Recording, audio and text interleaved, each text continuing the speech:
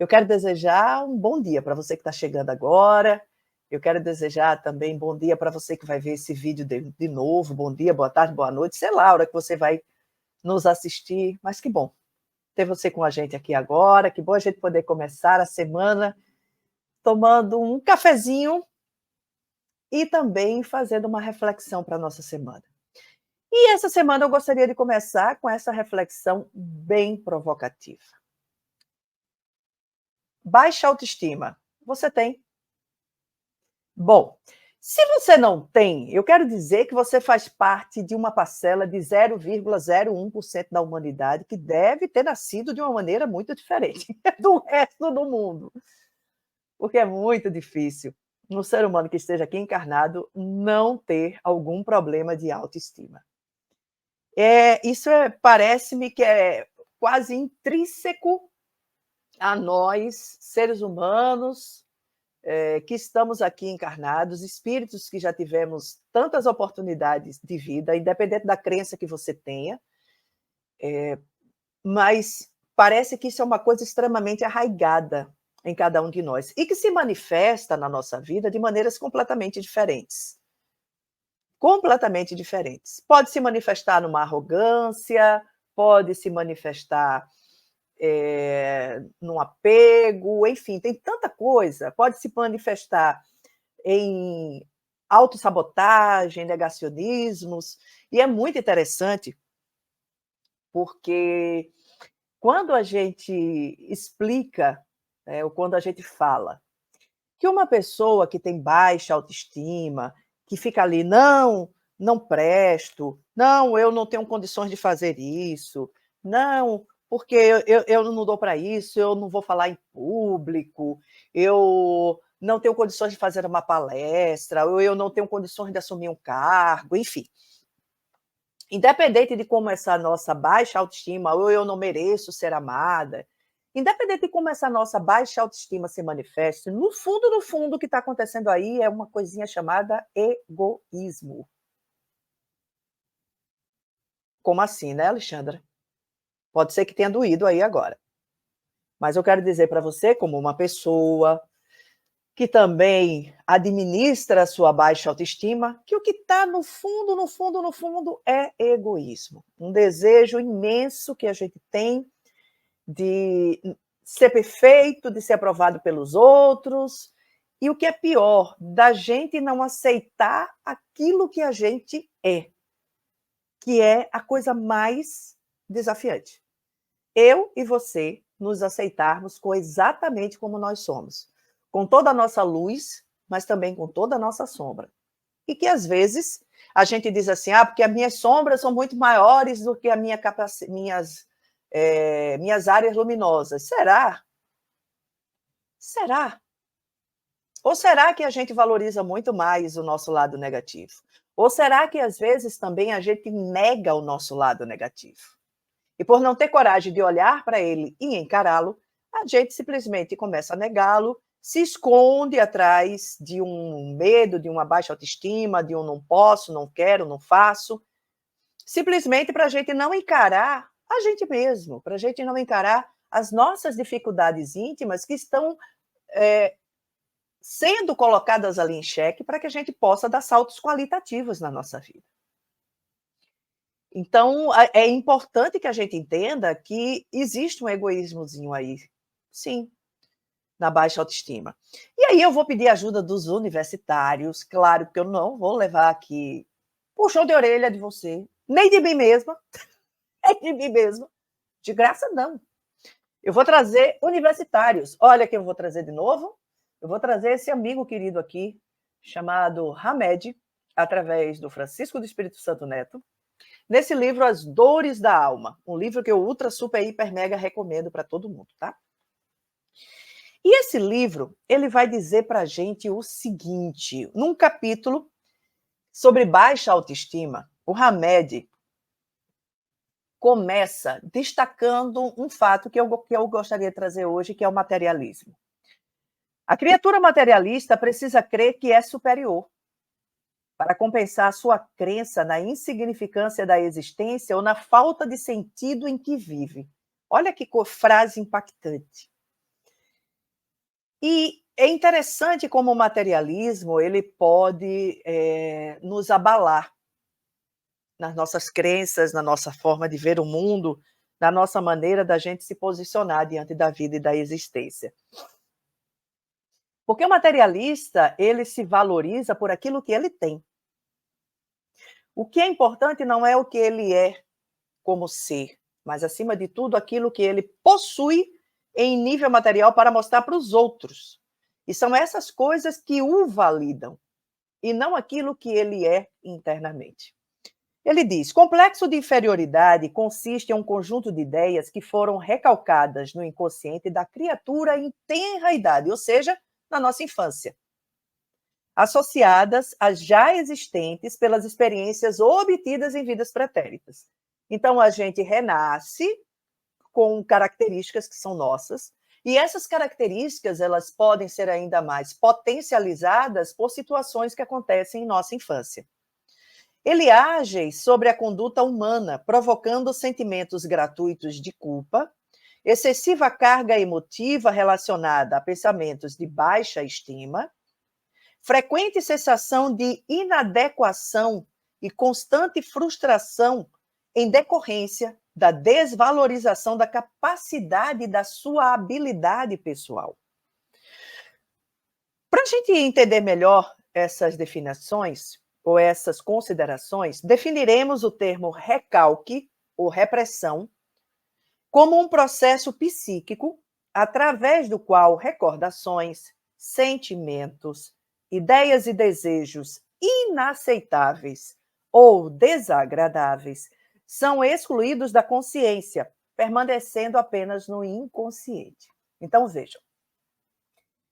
Vamos supor que a gente, quando era criança, a gente era hiperativo. A gente era uma criança com vivacidade. Hoje, uma criança com vivacidade é taxada de hiperativa. O povo já diz que ela tem um transtorno, e que pode até ter um transtorno. Mas uma criança que é vivaz, que ela é ativa, que gosta de brincar, que gosta de subir em muro.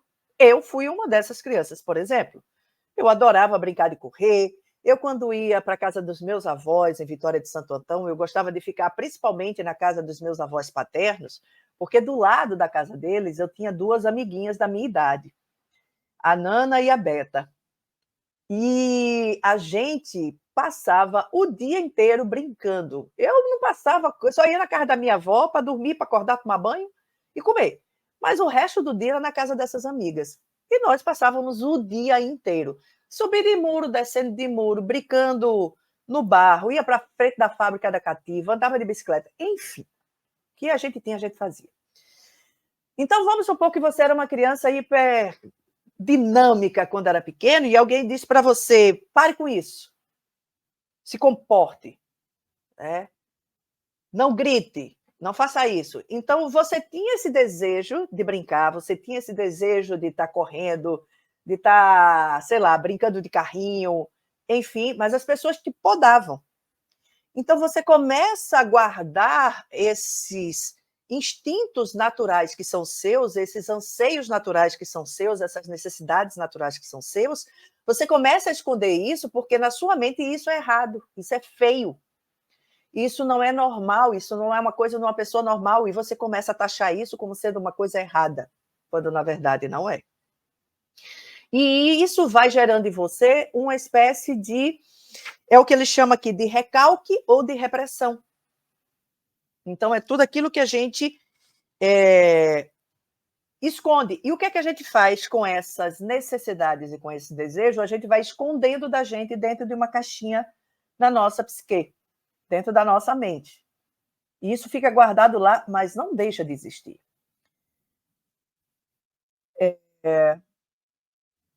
Segundo a psicologia de Alfred Adler, um austríaco, que é um dos grandes nomes da psicanálise, cada pessoa possui um estilo de vida. Esse estilo é o que motiva o indivíduo, através de impulsos sociais, a buscar o seu natural desenvolvimento e aperfeiçoamento. Na teoria de Adler, o estilo de vida forma-se na primeira infância e quase não se altera depois. Ele dizia que a maneira pessoal de um indivíduo se comportar, de se vestir, de se expressar, de falar, Ou melhor, a sua forma de ser era consequência desse estilo adotado, ou seja, a gente passou a adquirir um estilo. Concordando em parte com essa teoria, gostaríamos de acrescentar que o somatório dos múltiplos estilos de vida vivenciados nas diversas existências da alma humana, adicionado à infância atual, forma a real motivação que vai gerar nossas ações e atitudes. Somos, portanto, nós mesmos quem criamos as nossas experiências, podendo assim modificarmos ou não os padrões da nossa vida. Em muitas ocasiões, as pessoas tentam compensar esse sentimento de inferioridade adotando formas de viver em que exageram ou exaltam a própria personalidade. Tendência à arrogância, delírio megalomaníaco, preferência pela ostentação, né? Ter o carro do ano, ter uma posição, estar vestido de roupas de marca, ter o último iPhone, ter um relógio potente, fazem parte do cortejo daqueles que possuem uma interiorizada depreciação de si mesmo. Olha que coisa interessante. Todos nós acolhemos na nossa intimidade não apenas crenças individuais, mas também as que nos foram transmitidas pela família e pela sociedade em vários níveis. Desde um gesto, um olhar ou uma expressão corporal, ou formas de conduta ou de verbalização. Todos nós assimilamos as crenças alheias através de uma comunicação que poderíamos denominar de contagiante. Muitas almas, devido à sua imaturidade espiritual, deixaram-se contagiar por crenças materialistas. No decorrer dos séculos, aceitam as doutrinas filosóficas que defendem o ceticismo e que atribuem como causa ou origem da vida as propriedades íntimas da matéria. São as crenças do acaso, que atribuem a todo um acontecimento fortuito ou aleatório. Então, vejam, devido à nossa imaturidade espiritual, muitas vezes nós vamos nos ligar a crenças que falam que tudo é um acaso, que nada é a nossa responsabilidade. Nada vem ao encontro das minhas atitudes, nada é o resultado das minhas atitudes. E tudo vem de fora para dentro. Então, eu sou assim porque meus pais fizeram isso, eu sou assim porque fulano fez isso. Eu tenho esse estilo de vida porque meu marido não me deixou fazer, minha esposa não me deixou fazer. Então, nós estamos sempre jogando para o acaso, para a sorte, aquilo que nos acontece em vida. E quando a vida não nos dá aquilo que a gente recebe, nós vamos nos sentir castigados. Nós vamos nos sentir sendo punidos, porque certamente a gente fez alguma coisa errada. E é possível que a gente tenha feito mesmo. Só que a questão não é, nós não estamos sendo castigados de fora para dentro. Desculpa, na verdade, nós estamos sendo vítimas das escolhas que a gente está fazendo, ou da ausência dessas escolhas. E aí é importante nós destacarmos a maneira como nós podemos vivenciar isso. Veja que ele diz que quando a nossa baixa autoestima, principalmente em nível material, ela vai se destacar por algumas características. A arrogância é uma delas. Eu não posso me sentir diminuído, então me protejo da minha insegurança arrogando. Megalomania é aquela coisa de ser o mais poderoso, o mais bonito, o mais potente, de eu ser o que paga tudo para todo mundo, eu sou aquela pessoa que banco tudo da minha família, sou aquela pessoa com que eu sou quem financia a casa, eu sou a pessoa que faz tudo, só eu posso fazer as coisas, ninguém sabe fazer como eu. Isso é megalomania, isso é significado de baixa autoestima que eu estou querendo compensar com uma outra atividade. Então, veja, existem várias características que podem indicar ou esconder a nossa baixa autoestima. Quando cremos que tudo provém do acaso e que nada existe senão o que os olhos físicos conseguem visualizar, iniciamos em nós o processo de inferioridade. Criamos a partir daí um estilo de vida inconsciente, baseado em que não somos nada e em nossas profundezas consideramos ser o produto momentâneo do acaso, de forças exteriores, de forças malignas e por aí vai. Rejeitamos a riqueza incomensurável do nosso mundo interior e do universo, e não acreditamos na plenitude da vida mais alta, porque desprezamos a perfeita ordem divina.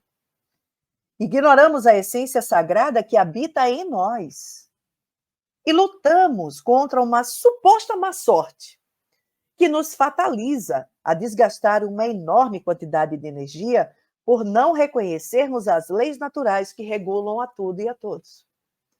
Então, quando nós passamos a pautar a nossa vida por essa materialidade, nós simplesmente colocamos a nossa vida no acaso e não entendemos que as leis divinas são sábias. Elas são corretas. Elas existem. E elas servem para a gente olhar para dentro de nós. Então, gente, a baixa autoestima é a gente não entender que a luz está dentro da gente. É quando a gente não aceita a nossa falibilidade. É quando a gente não aceita que a gente é imperfeito.